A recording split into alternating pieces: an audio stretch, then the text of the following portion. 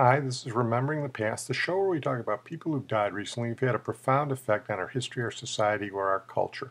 Tonight we're going to start out with Bevo Francis, who died recently at the age of 82. You may not be familiar with the name, but there was a time when every sports fan in America knew who Bevo Francis was. Bevo played basketball for the University of Rio Grande, which was a small school in southeastern Ohio. It's pronounced Rio Grande. It's named after the river in Texas. They pronounce it Rio, so it'll rhyme with Ohio. In 1954, playing for Rio Grande against Hillsdale College, Bevo set the NCAA record for points scored in a game when he scored 113 points. That was the NCAA record for 58 years until 2012, when a point guard from Grinnell named Jack Taylor scored 138 points.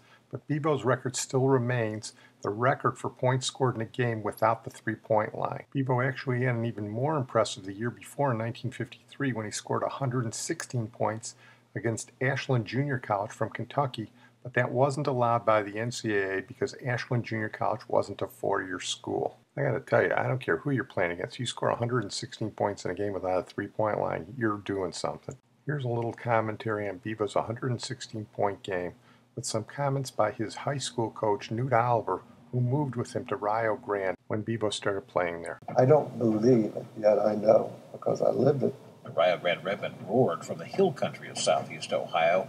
Their tiny college was on the brink of bankruptcy, and yet this team stood college basketball on its ear. We averaged more than 100 points a game.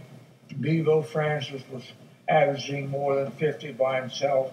The Redmen streaked across America's basketball landscape with a fiery coach named Newt and a tall, skinny country boy people called Bevo. The Redmen captured the hearts and imagination of a nation. The Redmen didn't just play to win. They played to save their school.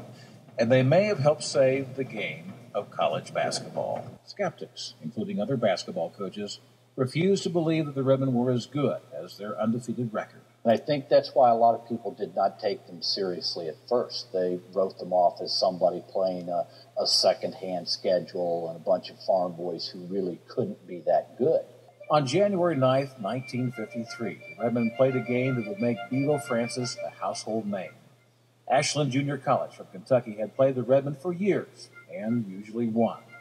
That night, in the hog pen, the national news media and a standing room crowd attended the game. Bevo Francis was unstoppable. He was knocking down jump shots from 20, 25 feet, hook shots from the top of the key, a tremendous foul shooter. Francis had 80 points with 4.5 minutes left to play in the game. He was 7 points from breaking the national scoring record. One local paper described the game. The Rio Grande players were intent on only one thing, getting the ball to Francis. Passing up open shots of their own, they fed him in the pivot. Across the floor, the Ashland coach was livid. They moaned and groaned about it, and you really poured it on us. I said, that's right. You poured it on us. Now it's time for a resurrection here. The record was tied with a free throw, and then on the next possession, Francis dribbled the length of the court, leaping high over the rim to drive the ball down through the cylinder, smashing the previous best mark with a flourish that brought the crowd to its feet. Bevo kept on shooting.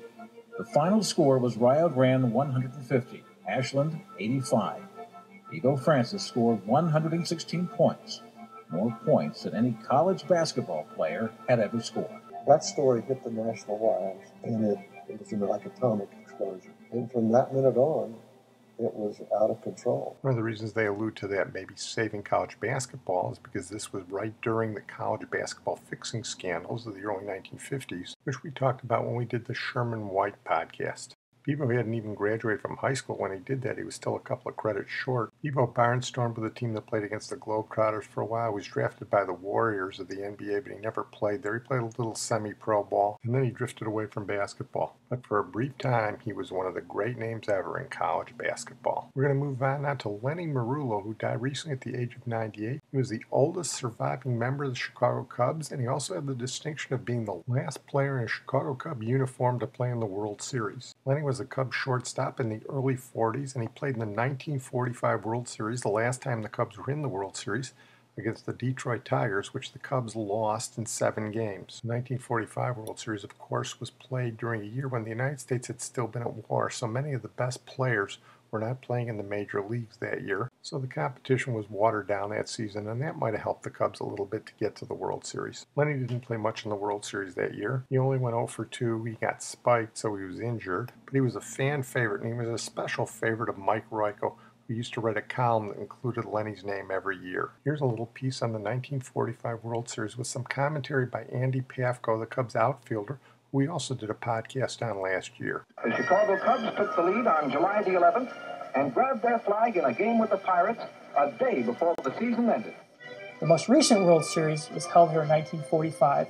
The Cubs versus the Detroit Tigers. And without Hank Borowy, the Cubs don't win the pennant in 1945. The Cubs acquired Borowy at the end of July, and he went 11-1 for the Cubs. Very similar to what Rick Sutcliffe did the Cubs in 1984. Most notable about this World Series was there still were some travel restrictions due to World War II, so the first 3 games were played in Detroit.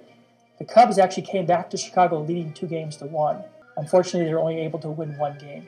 Cubs beat Reds twice. Cinch tie for pennant as Cards loose the Bucks. I drove in a winning run. I hit a fly ball to right field and knocked in a winning run. So I'll never forget that one. That was quite a thrill. A lot of the great ball players were in the service. Guy like Ted Williams, Stan the Man Musial, they were in the service. And now we take you to Wrigley Field, the home of the Chicago Cubs. Let's go inside and look around. The large double-deck seating arrangement affords a fine view of action all over the field here in Chicago. To me, I'll never forget, that was one of my biggest thrills in baseball. Just playing in Chicago, my first World Series, I'll never forget that. And we played our first game against Detroit at Briggs Stadium, and I'll never forget the pitcher was Hal Newhouser, and he won, I think, about 28 games that he was the most valuable player, and I got 3 hits off of him. So, boy, to me, that was a big thrill. It was a good series. He won 7 games. And unfortunately, Paul Richards got a double inside the left field line the 7th game and knocked in 3 runs, and we never recovered from that. We lost that final game. Sort of amazing when you realize that with Lenny Merullo's death, there's no Cub player alive who's played in the World Series in a Cub uniform. We're going to move on now to our feature, Betsy Palmer, who died recently at the age of 88. And Betsy Palmer is one of those people who's known to different generations for different roles. Younger moviegoers know her for her roles in Friday the 13th and Friday the 13th Part 2, the slasher movies, where she played Pamela Voorhees, the mother of Jason. She played a good psychotic bat in those movies. But those of us who are a little older know her as one of the game show women. She's one of the last game show women. I guess we still have Betty White. In the 1950s and early 1960s, game shows were especially popular in prime time on American television. And the 2 biggest game shows were I've Got a Secret and To Tell the Truth.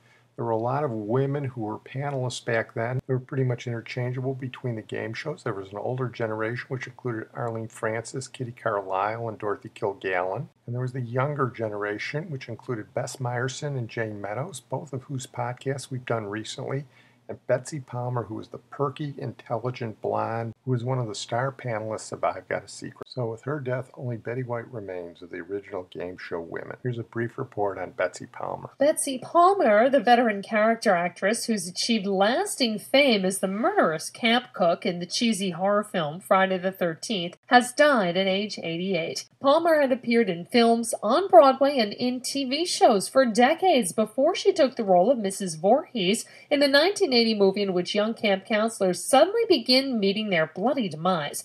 Her film credits included Mr. Roberts with Henry Fonda, The Long Gray Line with Tyrone Power and Maureen O'Hara, Queen Bee with Joan Crawford, and The Tin Star with Fonda and Anthony Perkins. Interesting how she was on television in millions of homes every week for over a decade, and I've Got a Secret, and it didn't even get mentioned. Anyway, here's a well-known interview she did when she talked about how she got the role as Pamela Voorhees in Friday the 13th. Her audience there is young, but you can hear her allude to I've Got a Secret, who many of them had no idea what she was talking about. My agent called and said, how would you like to do a movie? I said, great. I said, I have not done a movie in years. And I said, California? He said, no. It's going to be shot in New Jersey, and it's 10 days' work. You'll make $1,000 a day. And I said, great. He said, well, there's one catch. And I said, well, what's that? He said, it's a horror film. I said, oh, no. No. It's bad enough that I'm known as a game player doing I've Got a Secret, a game show that I did for 10 or 11 years. And I said, no. And then to be added, a horror film. I said, send me the script. He sent me the script. I read it, and I said, what a piece of Anyway, I said, nobody is going to see this thing. It will come, it will go. That's the end of it. You know, I'll do it. I called him, and I said, I'll do it. That's my part of the story. Yeah, little did she know what was to happen. Anyway, here's a little bit of her psycho bitch routine in Friday the 13th. Well, I'm Mrs. Voorhees, an old friend of the Christies. Oh, I No. I can't help you if you don't calm down. But she's dead, and he's dead, and oh my God, poor Bill! Oh, God. All right, come on, dear, then show. No, but it's all right.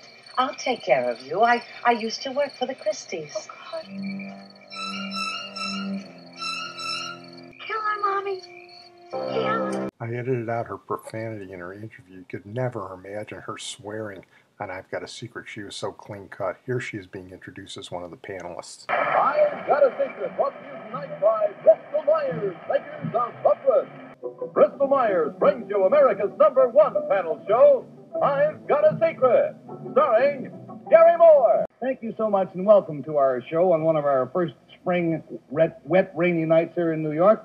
Let's meet the members of our panel. As familiar as they are to you, I will name them Bill Cullen and Betsy Palmer and Henry Morgan and Bess Meyerson, and who can ask them more? Here's Betsy questioning a pre-Tonight Show Johnny Carson, whose secret is that he's going to shoot an apple off Gary Moore's head with a bow and arrow, foreshadowing a bad aims. Our next guest is a especially delightful young gentleman, delightful comedian, star of his own daytime show, Who Do You Trust? Unfortunately, on another network. Here is Johnny Carson. The secret concerns something we hope he is going to do, and we will start with Betsy. You're going to do it tonight, John? Yes, Betsy. On this stage? We hope. Are all of we going to be involved in it? No, just as observers. Just as observers? Is Gary going to be involved? Passively, He yes. usually is. Passively, really? Is it a physical thing you're going to do? Yes. Something to do with show business? No, not really. No? Are we going to be very amused by what happened? There's a possibility. Here's a guy whose secret was that he was Betsy's first boss at her first job when she came out of DePaul University in Chicago. Betsy, can you tell us... This man is my first boss that I ever had, and his name is Mr. Hot from the B&O Railroad. That's right. What kind of a secretary was Betsy? Was she good? Well, she was exceptionally good right from the start. How was she on shorthand? Okay. Oh, I was awful, Mr. Hot. I could always write dictation, but I could never read it. You can see how her character was so different from Pamela Voorhees. She was in some of the most memorable I've Got a Secret episodes, including this one where her dress almost came off accidentally. Betsy Palmer. Helen's loose? Does this have something to do with something that you... Did you say you are? I am what? No, did you say something? I probably am. I don't know. No, it doesn't. Gentlemen. I can't stand up tonight if I have to. Who else on television that Betsy Palmer would say, oh, I just popped my zipper? Here she learned to play drums in an afternoon and actually did quite well with the Dixieland Jazz Band. We called Betsy Palmer this morning, told her the story. She said she'd give it a try. They rehearsed this afternoon for 2 hours. So let's open the curtain, please, fellas. And you all can get on the stand, and Betsy, you get at the drums. Betsy, what are you going to play? We're going to play the Muskrat Ramble. All right, now to establish the beat, somebody's got to count off. Who's going to count off, fellas? You're going to count off. Good try. 1, 2, 3, 4. 1, 2, 3.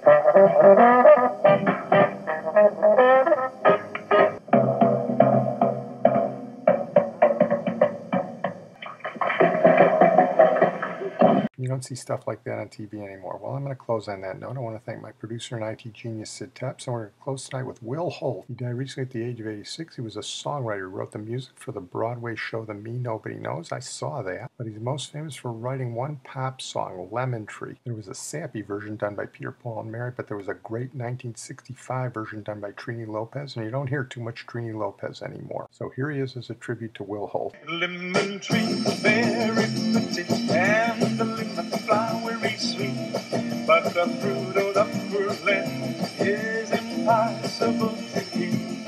Lemon tree, very pretty, and the lemon flowery sweet, but the fruit of the poor land